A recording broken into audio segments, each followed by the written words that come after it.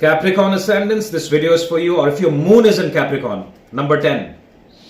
Or if you have a cluster, if you have 3 or 4 planets conjunct in the sign of Capricorn, you can still watch this video because that means your birth chart has a very, very strong and powerful Capricorn energy.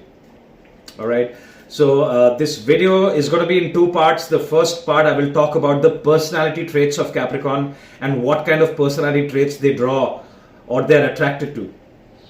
And what are these personality traits that causes problems in a relationship or a marriage. The second part of the video, I will talk about planetary positions, specifically about the 7th house and the 7th lord, and certain combinations which can cause problems in marriage or problems in long-term relationships, and certain planetary placements which can cause a long-term committed relationship. Okay, so let's start with the personality traits of the Capricorn people. So Capricorn people have lots and lots of positive traits. They are very, very practical, patient and organized people in most of the cases. In 9 out of 10 cases I have seen they have the traits of Saturn. They're very duty oriented, so which means how they relate to their partners, which means if a Capricorn Ascendant person or a Capricorn person has committed to you for a marriage or in a long-term relationship, that means they will take it up as their duty. Okay, so loyalty is seen from the Capricorns. They are also very helpful and resourceful partners. They may not show it, they may not be as expressive as their partners. Their partners could be very animated and expressive.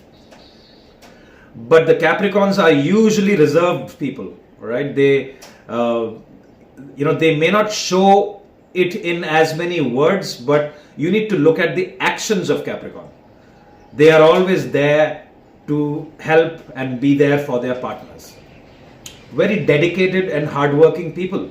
Not just towards the relationship, but usually that's their personality type. They are the word the term long term and Capricorn goes hand in hand. So they are mostly looking for long term. Very rarely will you find, unless Jupiter is debilitated in the first sign, in Capricorn, or it's afflicted. You don't see Capricorns looking for short-term flings. They are looking for a lifelong committed relationship. They're also very ambitious people. They want to be successful. They want to earn money. They want to have a good family life. So they are disciplined people. They are structured people. They are able to do the same thing over and over again with perfection. All right. So they may follow especially if Saturn is very well placed. They might follow a very strict routine, and their routines, how disciplined they are, that could become a problem for their partners, because partners may want to break the routine and have fun or do something else. But the Capricorns are very dedicated to following a schedule, not just about work, about their lives. All right, so if you're not like that, you should become like that, because Saturn governs your Lagna, your first house, and these are the traits of Saturn that I'm talking about. Okay.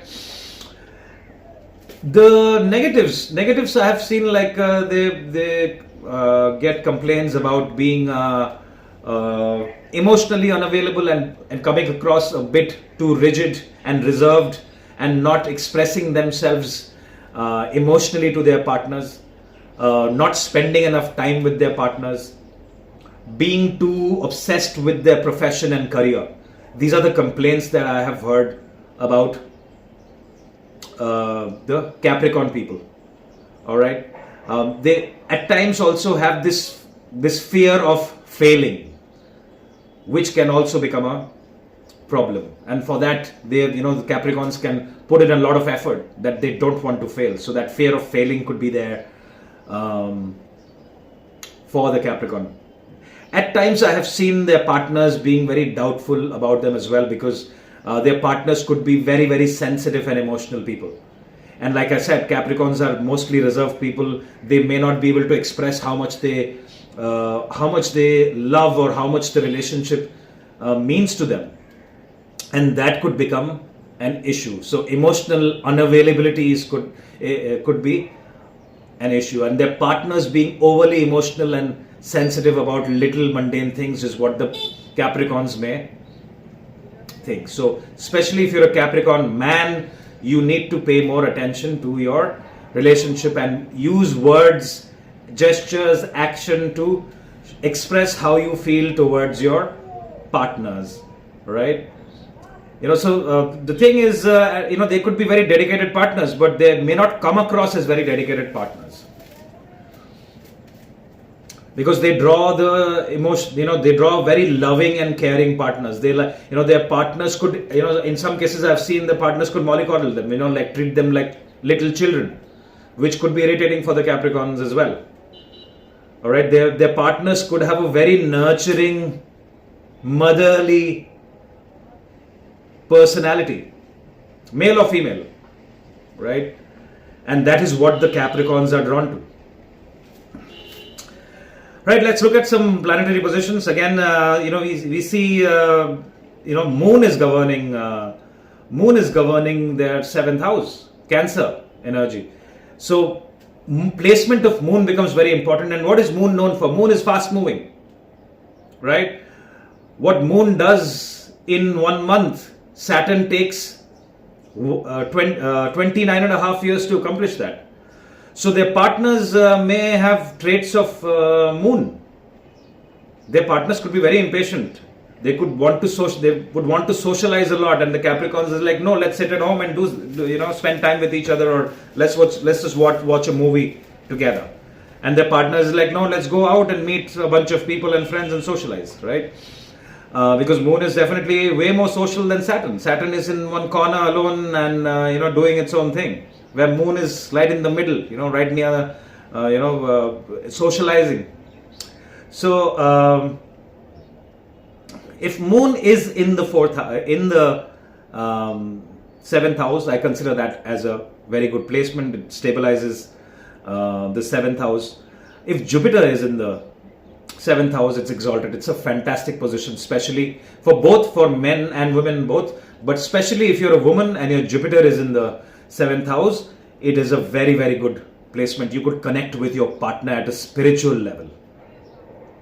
Fantastic placement. I would say the same if Jupiter is in the 3rd house, although a lot of people don't consider Jupiter in the 3rd house. But again, we have to look at the aspect of if the 7th house is not afflicted and your Moon is also well placed, Jupiter in the 3rd house looks at the 7th house. Same applies for Jupiter in the 11th house. It looks at the 7th house. I consider those placements, especially for a woman, a pretty decent placement. Jupiter, Moon, both conjunct in the 7th house. Fantastic placement. Forms a very powerful yoga also. Alright. In some cases, I've seen Saturn in the 7th house can also give a good, solid, strong relationships. Having said that, the Moon should be in a good placement. For example, Moon is in the 5th house and Saturn is in the 7th house, can give you a very strong, long-lasting relationship. And in this case also, the partner could be older. Saturn in the 7th house can draw a partner. There's a age difference, male or female, doesn't matter, right? Now, certain placements of Moon which is not very good, I don't consider Moon very good if it's in one of the houses which are not very good, like 6th, 8th. I would even say the 11th house, 12th house, and the 2nd house, right? Why? Because the 6th, 8th, and the 12th houses are not considered the best houses in Vedic astrology. They can create problems, ups and downs. Moon in the 6th house can also cause legal issues. In the 8th house or even the 2nd house can cause problems from the family members of one of the spouses, all right? Not a very good placement. Even 6th and 12th house of the Moon is not very good. Can cause problems regarding money and could have legal issues, but it's not always the case. We have to look at a lot of other placements. So just because your moon is in these houses doesn't mean that you will never have a strong, long-term, solid relationship or marriage. We have to look at a lot of other things. We have to look at your D9, very, very important. We'll have to see which Mahadasha you're going through. We have to see the nakshatra placements, right? So even if moon is in these houses, if your moon is in these houses, there could definitely be problems. But again, it totally depends on how you're able to resolve those disagreements with your partner, right? Moon in the 11th house, I don't really consider very good because moon debilitates there, and it can have lots of friction because of emotional ups and downs. So Capricorns can draw partners who are extremely moody as well, especially if moon is in the sign of Scorpio. Suddenly they are happy about something and suddenly they are not happy. Communicating with them could be a very, very big challenge. So main problems that the Capricorn have with their partners is communication. Yeah, Capricorns want to communicate directly and their partners may take a lot of time or may never just come to the point. So Capricorns may say, we've been together for a very long time, but I still don't know what other issues that, my partner has with me. Okay, they may not be wanting to talk about it as openly as the Capricorn people. So, good position of the moon. If moon is in 5th house, fantastic. Exalted placement of the moon can give a very strong, good relationship. Now, planets which don't do very well in the 7th house, especially if Rahu is there, it can cause a lot of problems. If Mars is there, it's not a very good placement, right? Can cause a lot of ego-related issues, a lot of anger-related problems, frequent arguments can be seen, especially if moon is not well placed. So moon is the main planet. We'll look at the placement of moon. If Rahu and Mars again are together in the 7th house, I don't consider that as a good placement. If you have such a placement, you need to look at your D9 and see if your D9 is strong or not. If your D9 is not strong and your moon is also not well placed, I would consider you to spend a lot of time with your partner before you consider marriage, right? Get to know your partner, especially if your Rahu is in if Rahu is alone or Rahu is with another planet in the 7th house. Take a lot of time to get to know each other. Saturn gives average results, because Saturn doesn't like being in the sign of Cancer, but Saturn has a lot of strength. But Saturn is also your Lagna Lord. Saturn can give mixed results. If moon is well placed and Saturn is also there in your 7th house, you can expect a long-term relationship. Like I said, Jupiter does great. Ketu again is not very good. Ketu is the Karaka of liberation and separation. So Ketu in the 7th house can cause distance, right? So if you have planets like Mars, Rahu, Ketu, Sun can also give you problems. Sun can give you ego-related issues. Sun lacks directional strength. The 7th house is west, right? Your 1st house, your ascendant is the east. So Sun has no strength in the 7th house and gives malefic results. And Sun is the enemy of your ascendant, of Saturn. So I don't consider Sun being there as a very good sign. Now Venus being there, I would say it's pretty good. Venus is a benefic planet for you. Mercury can give mixed results because Mercury doesn't like being in Cancer, considers moon as its enemy. But if moon is well placed, Mercury can also give you good results. But the good planets that will give you very good results are especially Jupiter there, moon itself, Venus in the 7th house can give you good results. Now the same placements you need to check in your D9 charts. D9 chart, if your D9 Lagna Lord is good, if your D9 7th house is good, you will check mainly the placement of Venus. If your Venus is very well placed in your D9, again it's very good, male or female, because Venus is the queen of D9. In your D1, in your birth chart, if you're a man, you will look at the placement of Venus. If Venus is in conjunction with Rahu and it's not in a good house and it's not in a good sign, let's consider Venus is debilitated in the sign in the 9th house, along with Rahu, that can give you lots of ups and downs in the marriage. Although 9th house is a good house, but you could have conflict due to your principles and your religious views or your political views, right? So lots of things we have to check. So just because some of the planetary positions I have mentioned are not good in your chart, don't be disheartened. There are lots of things there. We have to look at the tithis, we have to look at nakshatras.